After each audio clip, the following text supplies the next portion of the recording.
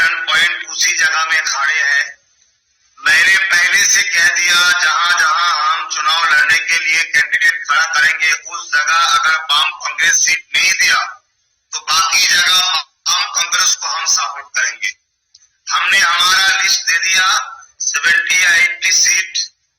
उस जगह अगर वाम कांग्रेस सीट नहीं दिया तो बाकी जगह वाम कांग्रेस जहां लड़ेंगे उस जगह हम वाम कांग्रेस को सपोर्ट करेंगे। अगर ऐसा नहीं हुआ तो हम जो हमारा फंड है उस फंड हम अकेले ही लड़ेंगे। अस्सलाम वालेकुम व रहमतुल्लाहि व बरकातुहू। आप देख रहे हैं न्यूज़ स्पीक। मैं आपका भाई आरिफ रहमान। आप हमारे चैनल पर पहली बार आए हैं तो चैनल को सब्सक्राइब कर लीजिए, बेल आइकन पर क्लिक कर दीजिए ताकि हमारी हर वीडियो सबसे पहले आपको मिल जाया करें। इस वक्त बंगाल में चुनाव का सिलसिला शुरू हो चुका है। प्रचार प्रसार का दौर चल रहा है। तारीखों की घोषणा बाकी है। ऐसी स्थिति में सभी पार्टियां अपनी अपनी महज पर अपनी तौर तरीके पर पार्टी को मजबूत बनाने में, आवाम के अंदर पकड़ बनाने में जुटी हुई है। ऐसे स्थिति में भाजपा, जहां पे सबसे बड़ी टीएमसी के लिए चैलेंज है और उस पार्टी का भी बड़े बड़े नेता और मंत्री बंगाल का दौरा कर रहे हैं और माहौल को अपने पक्ष में लेने की कोशिश में लगे हुए हैं। यहीं तक नहीं कि वहां के भाजपा के गृह मंत्री और प्रधानमंत्री तक दौरे कर रहे हैं और आगे भी दौरे की संभावना बताई जा रही है। अभी तारीखों की घोषणा बाकी है, तब ये पोजीशन है। अगर तारीखों की घोषणा होने के बाद तो जंग का माहौल बन सकता है, इलेक्शन का जंग का माहौल। तो इसी स्थिति में इस वक्त पश्चिम बंगाल में इंडियन सेकुलर फ्रंट के अध्यक्ष फुरफुरा शरीफ के पीरजादे हजरत मौलाना अब्बास सिद्दीकी इस वक्त अपनी पार्टी को लेकर बहुत चर्चे में है और गठबंधन की चर्चाएं भी बराबर आ रही है। तो मैं आपको बता दूं कि गठबंधन की बातें तो चल रही है पर सीटों का बंटवारा अभी बाकी है, जिसमें वाम और लेफ्ट सीपीएम पार्टी, विमान बॉस और अब्बास सिद्दीकी, अभी सीटों का बंटवारा बाकी है। और हजरत मौलाना अब्बास सिद्दीकी जब क्लियर तौर पर बात कह चुके हैं कि जब तक सीटों का क्लियर बातचीत नहीं हो जाता तब तक हम फाइनल नहीं कह सकते। हजरत मौलाना अब्बास सिद्दीकी ने उनको लिस्ट दे दिया है कि कहाँ कहाँ इलेक्शन लड़ना है, वो कहाँ कहाँ पर अपना कैंडिडेट उतारेंगे। तो इसका भी फाइनल नहीं हुआ है, जबकि उन लोगों का कहना है, वाम और वाम दल दोनों का कहना है कि अभी छोटी छोटी पार्टियां और हैं और ऐसी स्थिति में वो जो है तय कर रहे हैं और उसके बाद ही फाइनल किया जाएगा।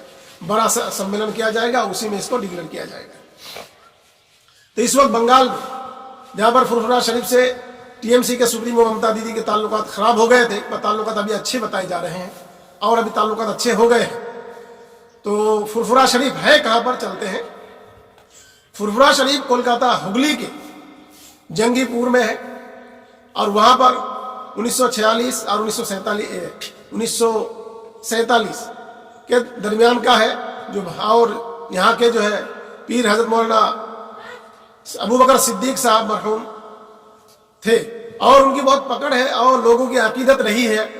और ऐसे में वहाँ से तबलीगी जमात का भी ताल्लुकात बड़ा अच्छा रहा है, तबलीगी जमात का भी काम होता है और ऐसे में वहाँ के लोग ज़ियारत के लिए भी आते हैं, अपनी अकीदत को लेकर जाते हैं।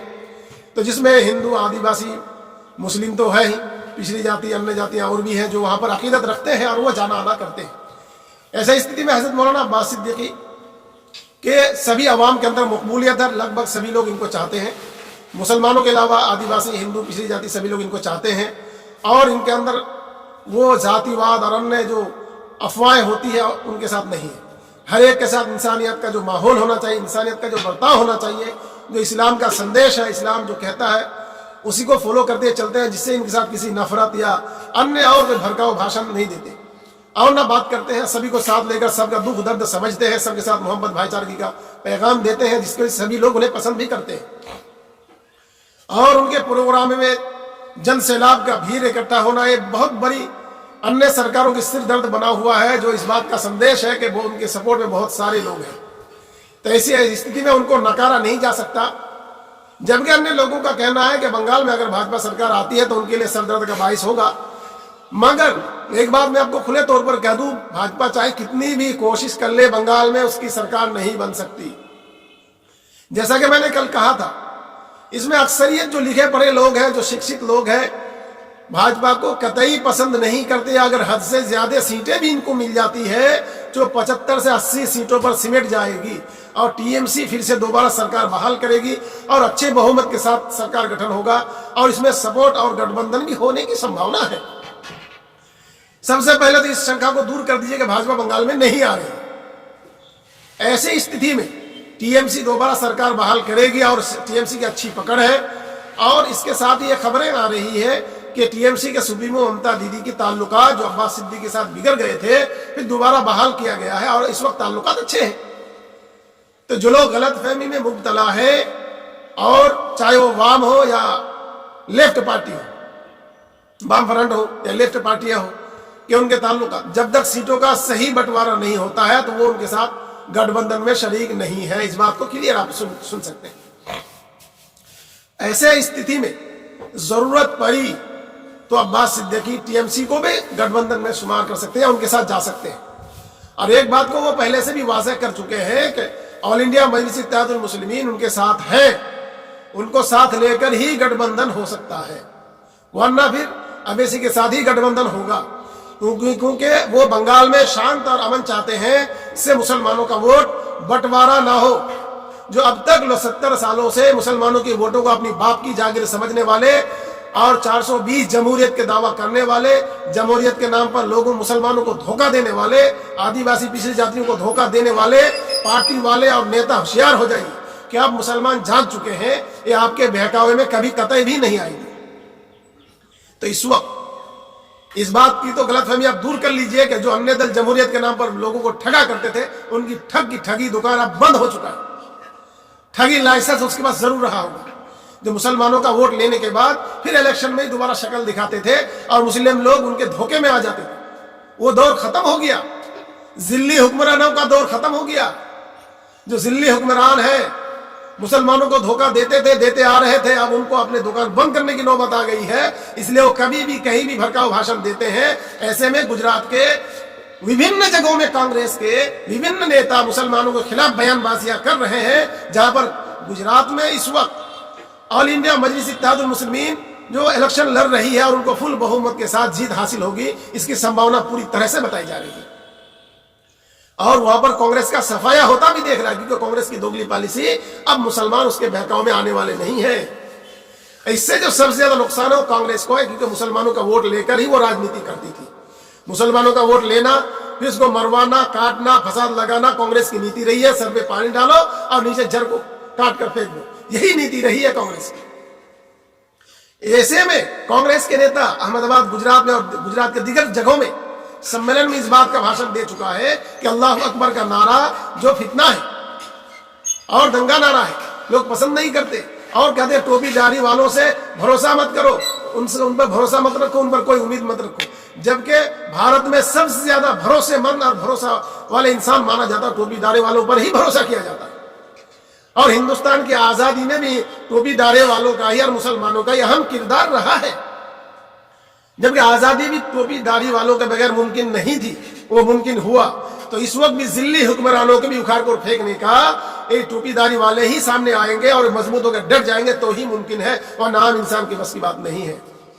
इनकलाब की आवाज लगाने वाले ही टोपी दाढ़ी वाले हैं, जो जालिम और जिल्ली हुक्मरानों को उखाड़ को फेंकेंगे और सही अदल इंसाफ और हुक्मरानी कायम करेंगे। ये उसकी पहचान है। इसलिए ये 420 जमहूरियत के नाम पर ठगने वाले, ठगी करने वाले जिल्ली हुक्मरान, इनको सबसे ज्यादा परेशानी है टोपी दाढ़ी वालों से कि इनका हक सामने रख देंगे तो हमारी दुकानें बंद हो जाएंगी, हमारा कारखाना बंद हो जाएगा। ऐसे स्थिति में तो बंगाल की जो स्थिति बनी हुई है, लोग तरह तरह के बातों से अब्बास सिद्दीकी, पीरजादा फुरसुरा शरीफ के, उनको डराने की भी कोशिश की जा रही है। लेकिन अल्लाह ला शरीक और वहदहू पर ईमान रखने वाले हैं, एक अल्लाह को मानने वाले हैं, वो डरने वाली भी नहीं है और न घबराने वाले हैं। क्योंकि एक अल्लाह पर ईमान रखने वाले शेरों की जिंदगी जीते हैं, गीदरों की जिंदगी नहीं जीते। गीदर अगर 10 साल की जिंदगी जीता है तो शेर की एक दिन की जिंदगी 10 साल की जिंदगी पर भारी है। खुदा से डरने वाले कभी खौफ नहीं खाते जालिमों से, जिल्ले हुक्मरानों से। क्यों? कि इंसाफ पसंद होते हैं, लोगों के साथ इनका मोहब्बत, भाईचारगी का अमन होता है, पैगाम होता है, लोग इनके साथ होते हैं, इनकी बात को सुनते हैं, समझते हैं, इसलिए खौफ नहीं खाते।